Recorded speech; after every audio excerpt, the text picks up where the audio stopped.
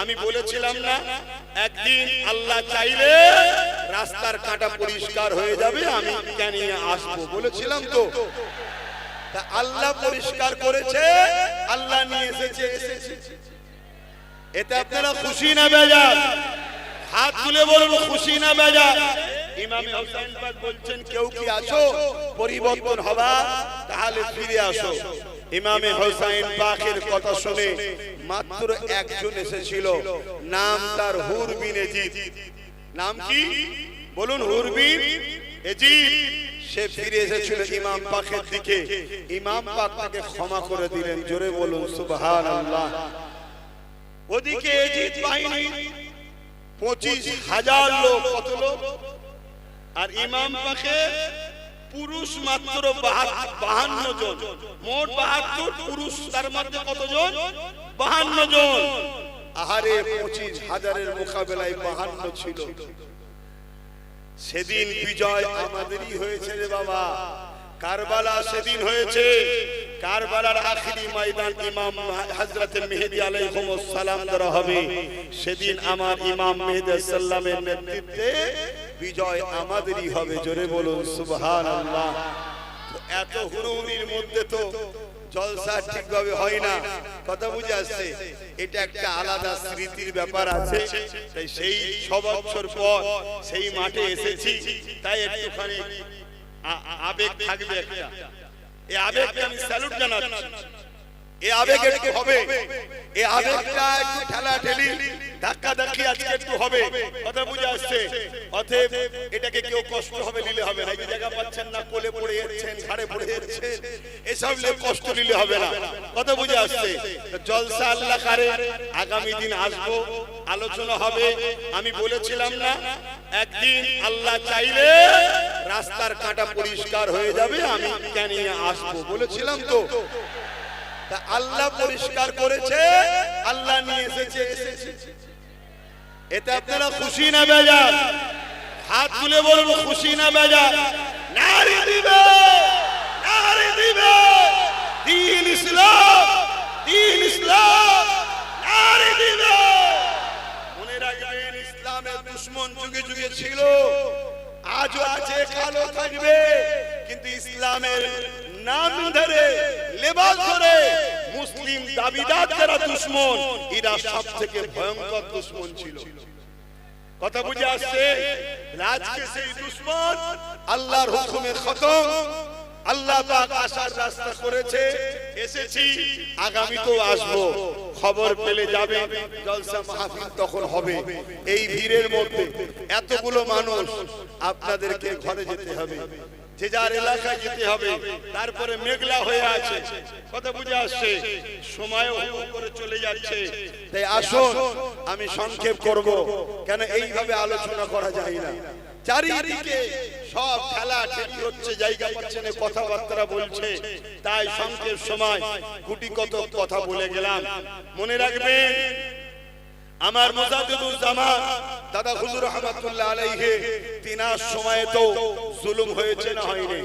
5 হুজুরের সময়ে তো জুলুম হয়েছে না হয়নি? মনে রাখবেন লড়াই দুটো, একটা শয়তানের দল, একটা রহমানের দল, দুটো দিক রয়েছে। সেদিনও ছিল, আজও আছে।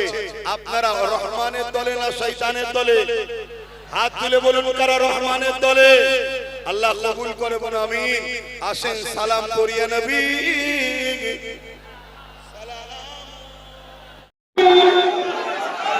সত্য বলতে এসেছিলেন, দুঃখী গরিবের মানুষের পাশে দাঁড়ানোর জন্য এসেছিলেন। ভাইজান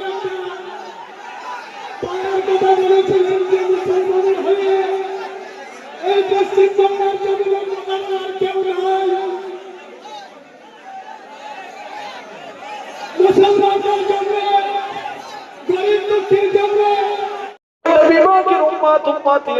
আজকের দিনে তোমরা সেই দাদা পীরের আওলাদকে ভালোবেসেছো, তাই একটু বলে দিয়ে চলে যায়, সেই দাদা পীরের আওলাদ কি এমন রক্তের খুন, সেই দাদা পীরের আওলাদকে আল্লাহ কি সম্মান দিয়েছে একটু বলে দিয়ে যায়।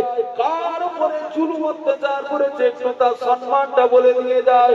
এ যুবকেরা, তরুণেরা, এ আমার নবী পাকের উম্মত উম্মতিরা, ভালোবেসেছো, তাই তোমাদেরকে একটু দাদা পীরের কথাবার্তা বলে দিয়ে যায়। আল্লাহ নবীকে কেমন ভালোবেসেছিল একটু বলে দিয়ে যায়। এক তারিখে দেখতে পাওয়া যায় সুফি আব্দুল মাহবুব স্যার রহমাতুল্লাহ আলাইহি, যিনার মাজার শরীফ মেদিনীপুরের জমিনে পিয়ারডাঙ্গার মধ্যে আছে, তিনি একটা কিতাব লিখতে লেগেছেন। কিতাবটার নাম হলো সওয়ালে উমরি। কিতাবটা হলো ফারসি কিতাব। হুজুর আমার ওই সময় সওয়ালে উমরি কিতাবের মধ্যে লিখতে লেগেছে, আমি বারবার খ্বাব দেখি আর মনে মনে করি কার কাছে আমি মুরিদ হব। এক সময় দেখতে পেলাম যায় চলে যায় ফুরফুরা জমিনে চলে যায়। বাজে কাজ কোনোদিকে আপনারা টাকাবেন না, আপনারা ওয়াজ শুনছেন, ওয়াজ শুনলাম। আপনারা পুলিশ বন্ধুদের কাছে ভালো ব্যবহার করবেন, রাস্তাঘাট করে রাখবেন।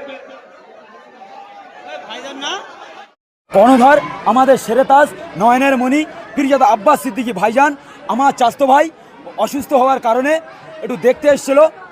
ওনার সাথে আহলে সুন্নতুল জামাতের কর্ণধার মানে সদস্যরা এসেছিল। সেই শয়তান মোল্লার নেতৃত্বে স্টিমার রোলার চালানো হয়, আমাকেও মারা হয়, আমার ভাই সংগঠনের সংগ্রামী ছেলে এনাকেও মারা হয়েছিল। এই জন্যে খোদার মার রয়েছে সেই ক্যানিং পূর্বের বিধায়ক শয়তান মোল্লা, ফেরাউনের 12তম বংশধর। সে আজকের সূর্যের আলো দেখতে পাচ্ছে না, সে আজকের জেলের ভাত খাচ্ছে। আহলে সুন্নতুল জামাতের সংগঠনটা এমন সংগঠন যে সংগঠনকে মিটিতে আসে সে নিজেই মিটি যায়, ঠিক না বেটি?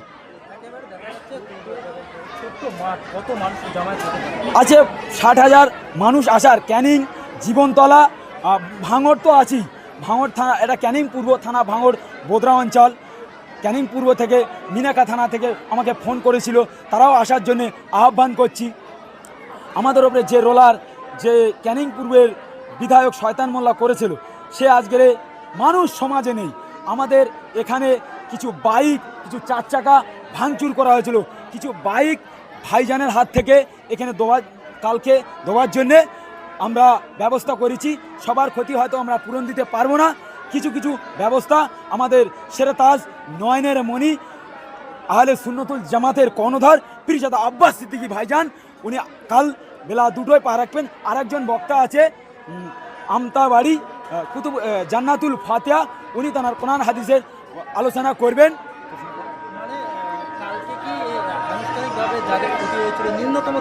হ্যাঁ, কালকে ভাইজান নিজে আনুষ্ঠানিকভাবে, আপনারা দেখতে পাচ্ছেন এটা মঞ্চ, এটা জলসা, ওখানে বাইক রাখা হবে, কালকে দেওয়া হবে।